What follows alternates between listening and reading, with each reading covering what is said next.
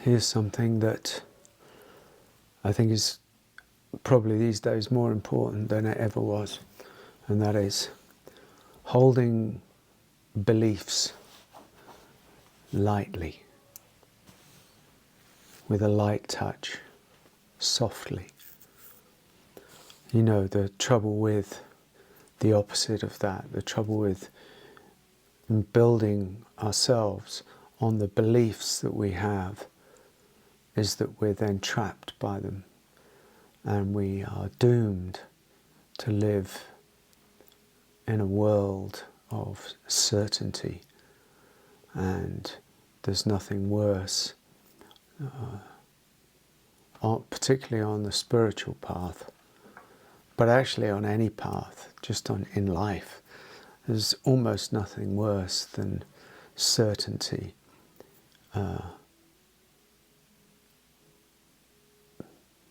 It creates a dogma. It actually results in a sort of fascism, really, because it's rooted in in certainty, ultimately in I know and you don't, and I'm right and you're not. These all have their roots in the certainty of beliefs. But as we know, probably, I would imagine, hopefully, beliefs change. Beliefs are built on the sort of ground of knowledge and experience. Knowledge and experience changes. So what we believed once is no longer necessarily what we believe now. Beliefs change. And knowing that allows us, or gives us an insight and awareness that, hold on, maybe this belief that I'm using in some sort of way to either win something or to be somebody or to win an argument, even just, or win a small battle or a big battle, or to defeat somebody else, or to feel better about myself, or to feel secure and in control, and all of the certainty principles that operate. Maybe that if that very belief could change, then maybe I should be a little more flexible with it. Maybe I should be a little softer with it. Maybe I should hold it a bit more lightly. The capacity to hold our beliefs lightly doesn't dismiss them, and it doesn't diminish them, and it doesn't make us a kind of whatever type person, or some apathetic sort of, I don't know, weak human being. It actually allows a certain grace to enter, so you can, have your opinion or your belief or all you like. But another person can have theirs, all they like. And so what? And we see this, always endlessly playing out in politics, which is the, national obsession of most collectives. Hopefully won't always be,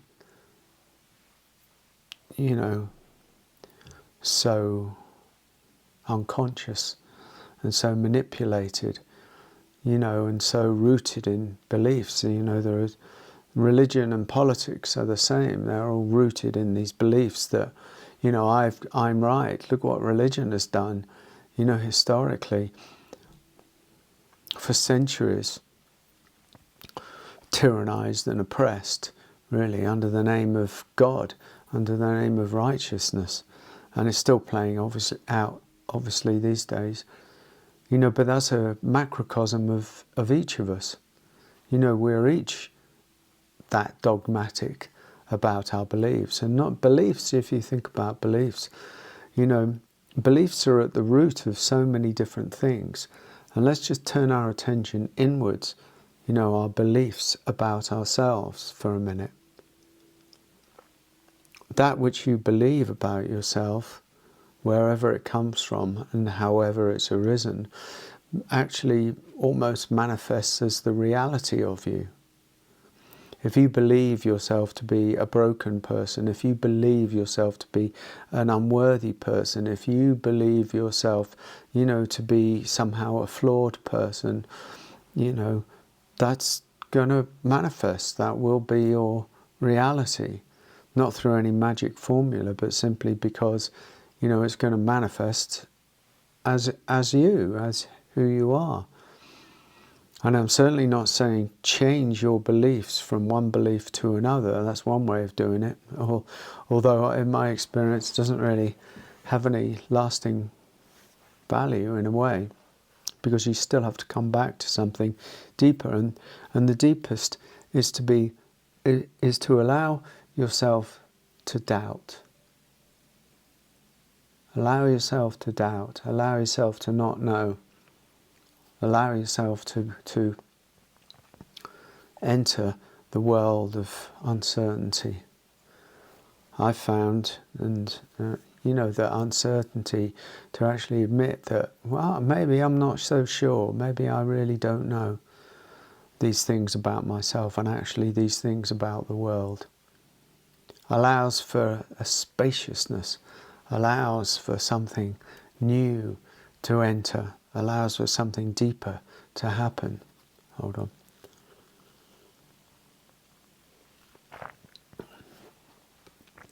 Allow for new wisdom to arrive. In a way,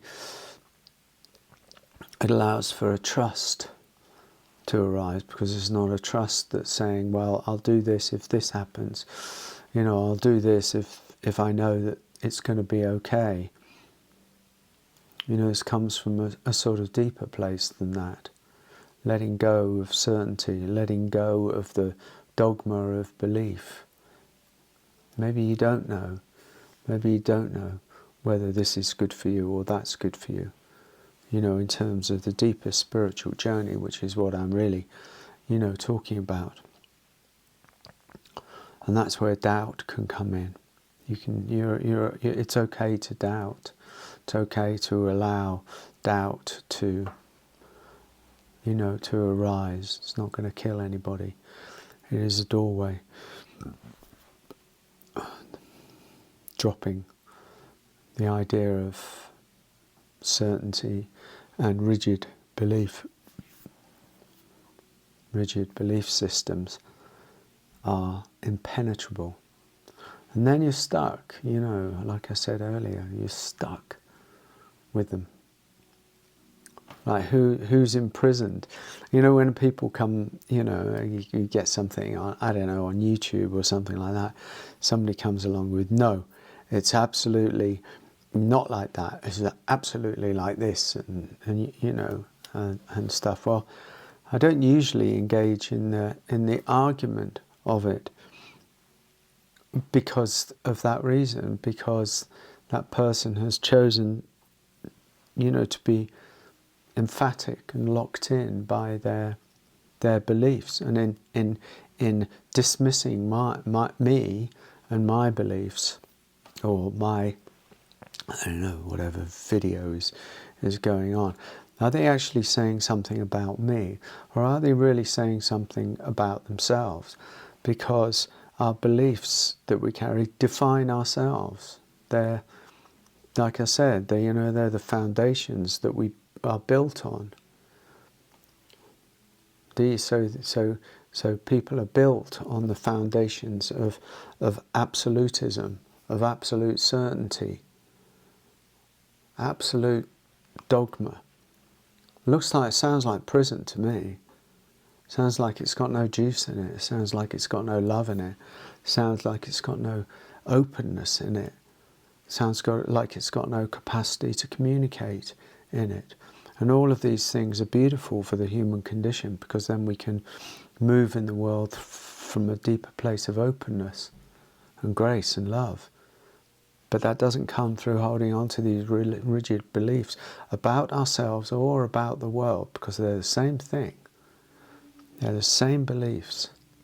And so this is my invitation to encourage you, if you like, to loosen up your beliefs. They're just opinions, beliefs, certainty. They change, like everything changes. You know, come underneath them. Be underneath them. Yes, they rise. Yes, I believe this. Yes, I believe that. But it's okay, because it falls back into the ocean of equanimity and the ocean of the unknown. To be rooted in the unknown, in not knowing, is itself is grace.